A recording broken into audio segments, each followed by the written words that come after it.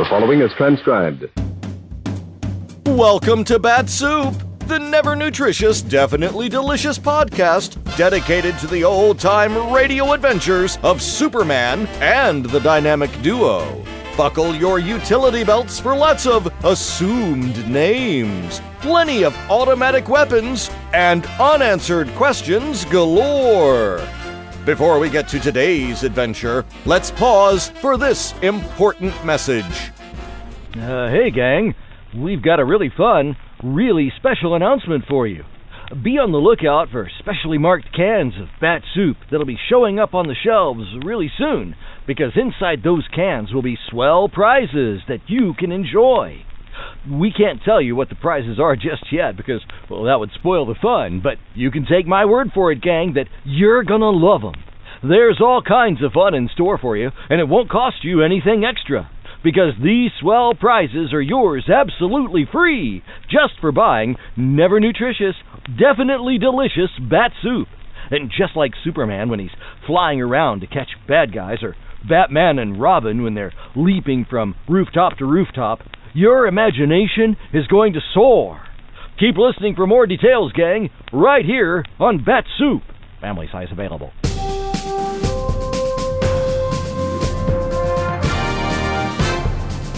And now, Bat-Supe presents today's adventure, Part 9 of Looking for Kryptonite, as originally broadcast on December 14th, 1945. Kellogg's Pep, the super delicious cereal, presents the adventures of Superman. Faster than a speeding bullet.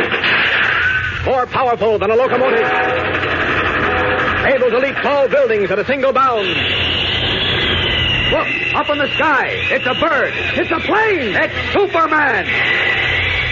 Yes, it's Superman. And today, with the Man of Steel miles away, Batman and Robin are again ambushed. This time with all odds against them.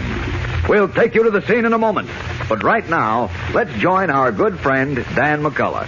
Say, I know there are some times when you fellas in the gang have a different idea of what's fun than the girls do. But I know, too, that both fellas and girls like to get prizes, and that both fellas and girls are mighty excited about those smart-looking comic buttons that come now as prizes in packages of Kellogg's Pep. And no wonder why they're so bright-colored and so doggone slick-looking that, well, you get a real bang out of wearing them pinned on your jacket or your dress or cap. You see, they're pictures of your favorite comic strip friends, characters that you've been following for a long time in the funny papers, like Smilin' Jack and Orphan Annie and Superman, of course. So, opening a new package of Pep is a double feature treat, because you have lots of good eating in this super delicious whole wheat flake cereal, and you get a brand new button every time. Maybe a comic button that you don't have yet, or maybe a duplicate that you can trade with your pals. But remember, these comic buttons are exclusive prizes in packages of Kellogg's Pep. You don't send in any money, not even a box stop, and you can't buy them anywhere. But inside every package of Pep, there's an exciting prize. One of these swell comic buttons, or a military insignia or warplane button. That's P-E-P, Pep, made by Kellogg's of Battle Creek. Now, the adventures of Superman.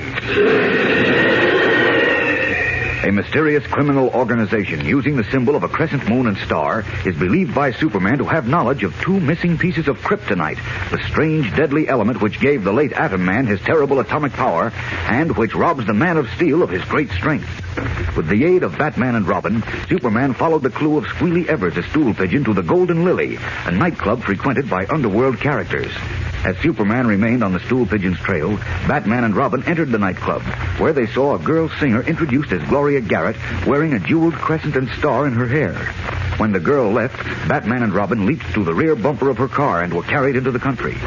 Suddenly, the car swung into a tree-bordered lane and stopped. And as our friends dropped to the ground, hidden lamps in the trees blazed into light, and a circle of 10 men in evening clothes, all armed with blue steel automatics, were revealed.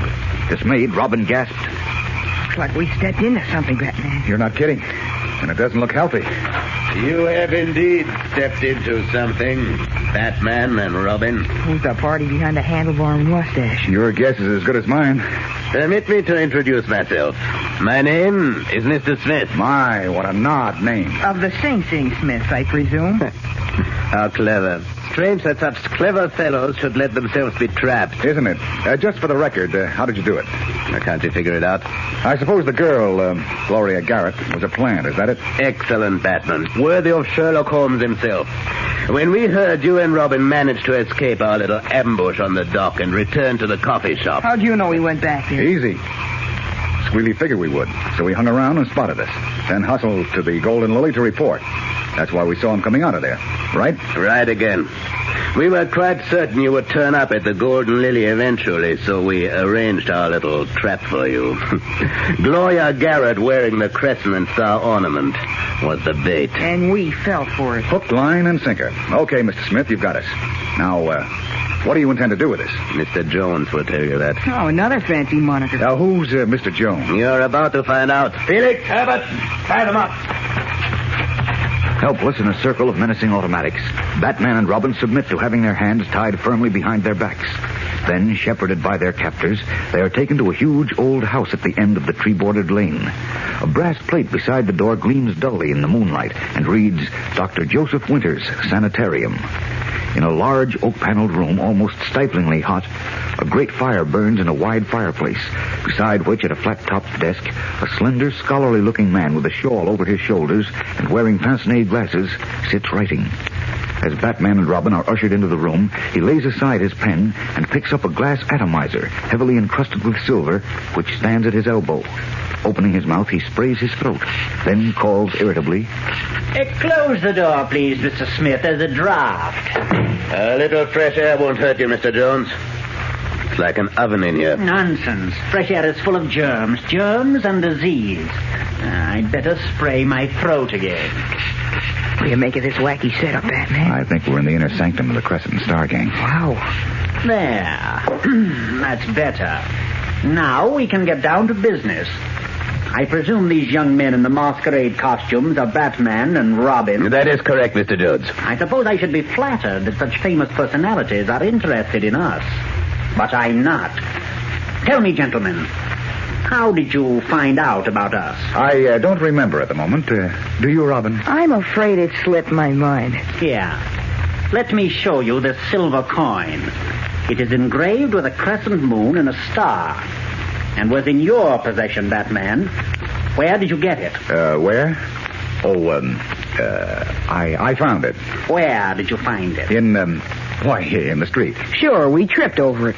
Understand me, gentlemen. I intend to get at the truth. By one means or another. Now, about this coin.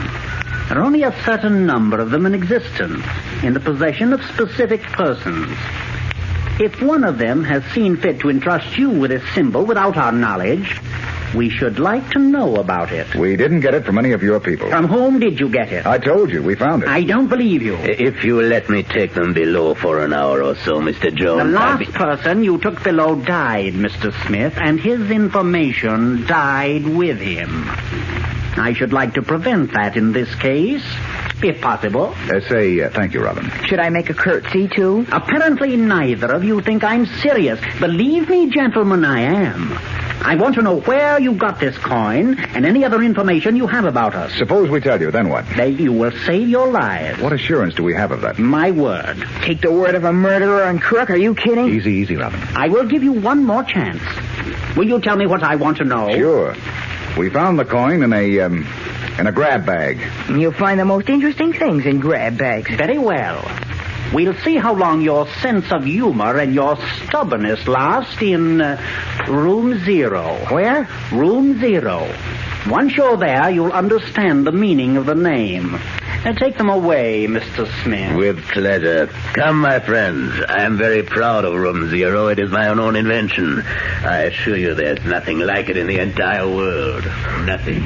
As Batman and Robin are led to the mysterious Room 0, Superman is streaking away from a small town 75 miles south of Metropolis, to which he trailed Squealie Evers, the underworld stool pigeon. Having seen Squealie retire for the night in a tourist cottage, and having enlisted the local police to watch him, the Man of Steel returns to the Golden Lily nightclub where he left Batman and Robin. Although it is 4 o'clock in the morning, the Golden Lily is still crowded and merry.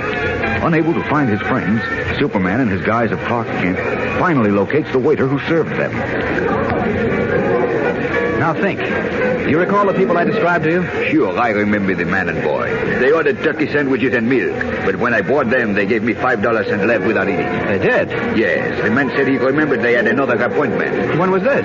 Oh, a few hours ago, around midnight, I guess. Mm-hmm. Were they alone? Yes, just the two of them. Tell me, did you notice them talking to anybody? No, they were here only 10 or 15 minutes. Did they leave a message for me? My name is Kent, by the way. No, they did not, Mr. Kent. That is all the man said about another appointment. Didn't leave a message with a cashier or a doorman either. Well, I'll probably find one at home or at the office. Thanks, waiter. Here's something for your trouble. Thank you very much, sir. Good night. You're welcome. Good night. Well, another appointment, eh? Where, I wonder? And with whom?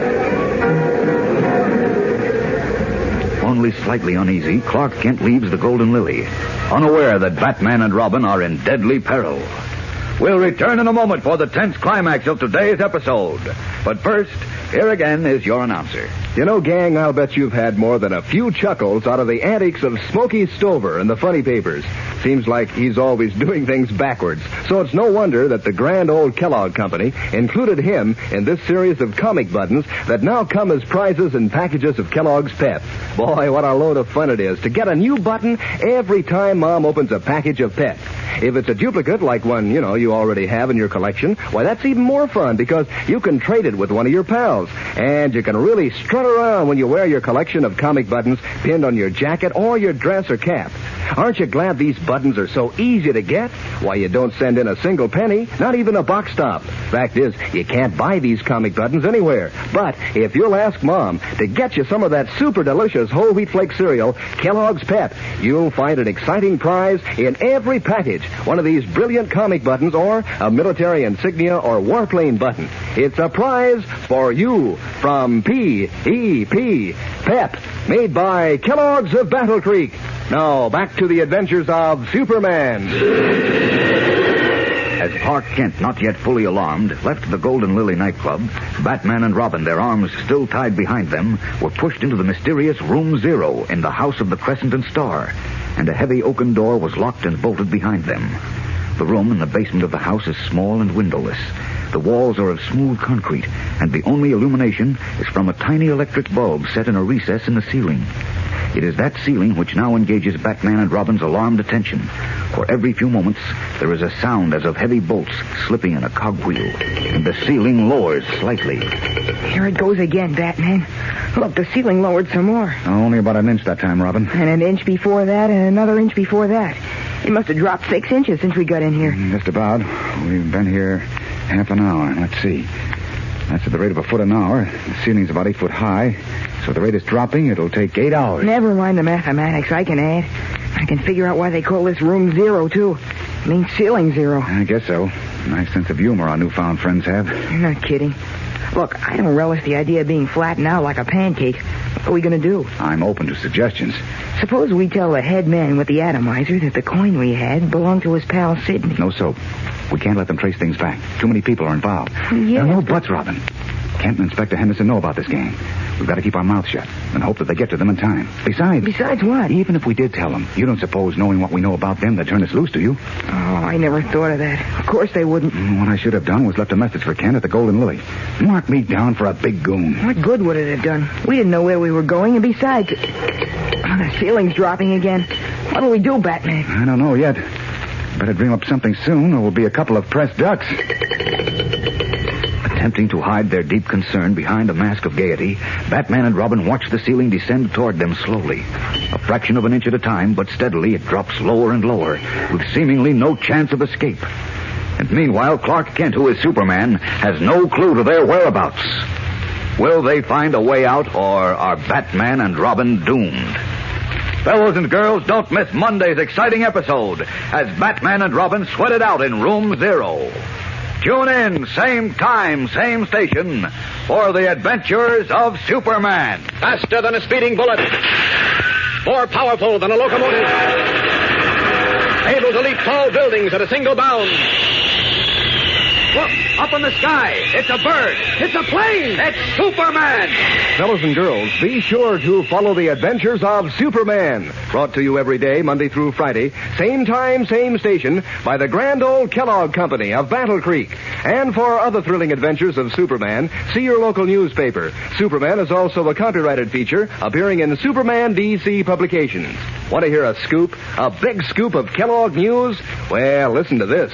Kellogg's Variety is back. Yes, Kellogg's have scooped 6 of their most famous cereals into this grand variety carton. One carton containing 10 separate generous-sized packages.